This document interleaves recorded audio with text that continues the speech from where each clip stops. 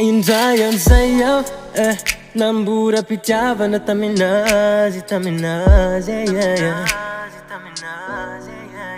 de nisalasala izy hoe zaho tsy tena ty fa fitiavana manalaza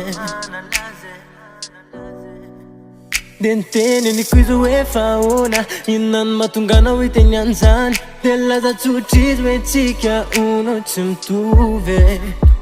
izy io nisahirana fa za kosa ho manana malala amin'ny fitiavana tsy misy an'izany fa rehefa ty aho ty anao de mifankaditsika am'say tena ty hony keny avokoa zay tontolo misy anao io fa tena ty hony na manana anao na sahirana tsy olana minazy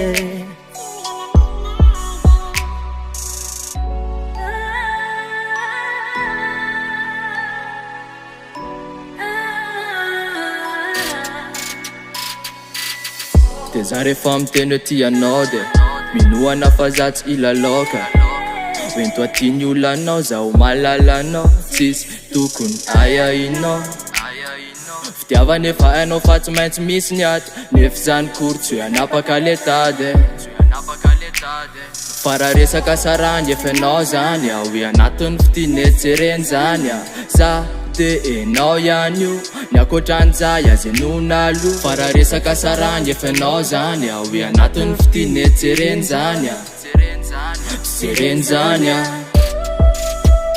tena ty hony keny avokoa zay tontolo misy anao io fa tena ty hony na manana anao na sahirana tsy olana minazy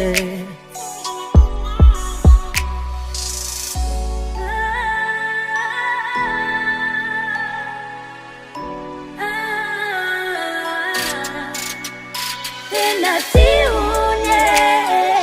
keny avokoa zay tontolo misy anao io fa tena ty hony na manana anao na sahirana tsy olana minazy tena ty hony keny avokoa zay tontolo misy anao io fa tena ty hony na manana anao na sahirana tsy olana minazy